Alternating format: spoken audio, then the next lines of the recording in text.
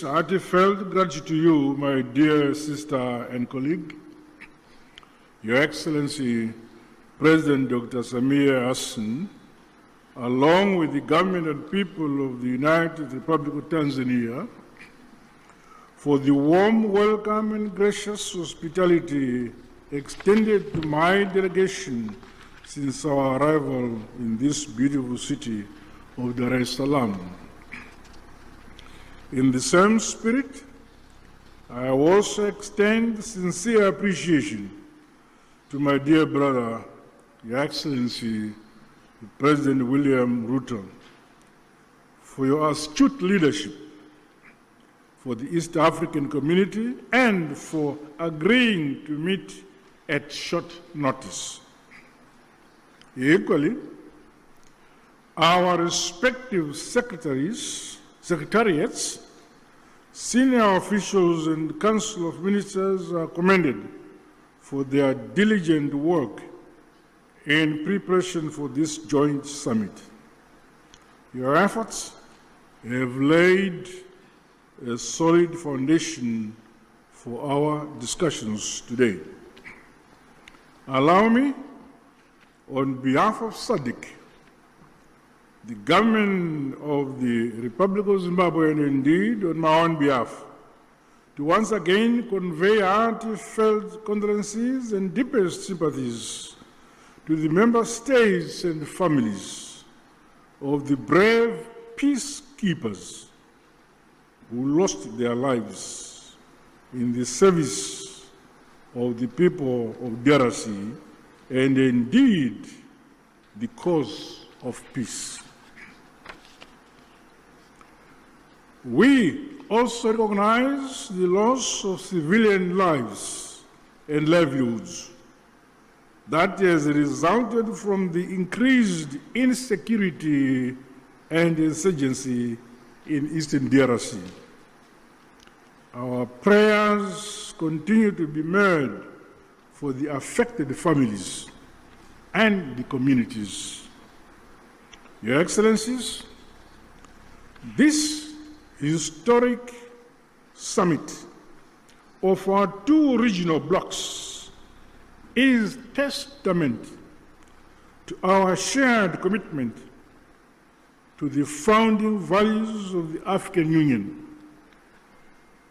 Such joint initiatives must see us scale up bold and decisive actions to silence the guns on our continent, but most immediately implement lasting solutions to the escalating conflict and humanitarian crisis in the Eastern DRC. Undoubtedly, ongoing instability, growing hostilities, and the ever-increasing number of internally displaced persons in the Eastern DRC has far-reaching consequences, not only for the people of DRC alone, but also for our regions and the African continent as a whole. The unity, solidarity, and unbreakable bonds of the peoples of the continent must stand the test of such trying times as we face.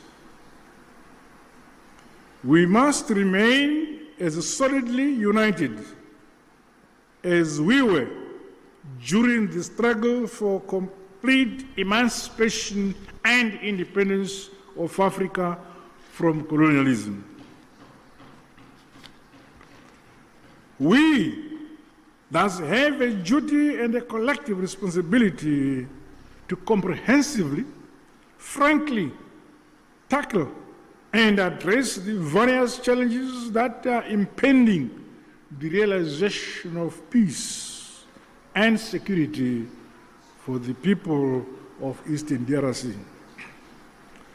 Drawing from our rich African values and heritage, and further emboldened by the spirit and letter of the United Nations Charter, the Constitutive Act of the African Union, as well as the treaties of both SADC and the EAC, let us seize this opportunity to ensure convergence and a coordinated response which is mutually reinforcing towards one common objective.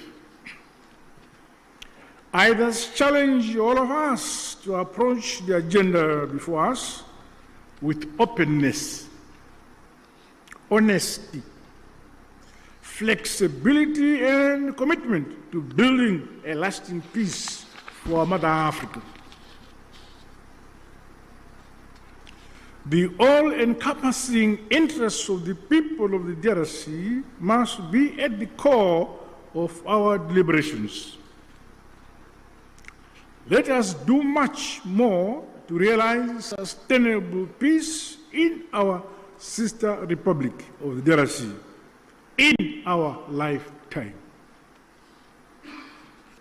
To date, SADC notes and acknowledges the progress made under the Luanda and Nairobi processes aimed at silencing the guns, as well as facilitating dialogue among all parties to the conflict.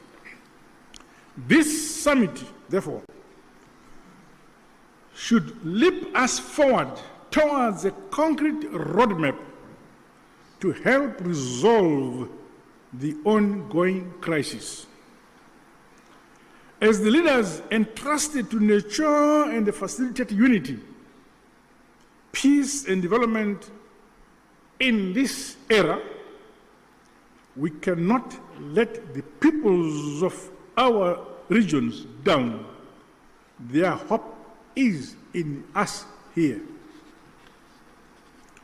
The SADC bloc remains unwavering and committed to continue playing its part. With these remarks, I wish the summit fruitful deliberations. I thank you. Asante sana, Tatenda.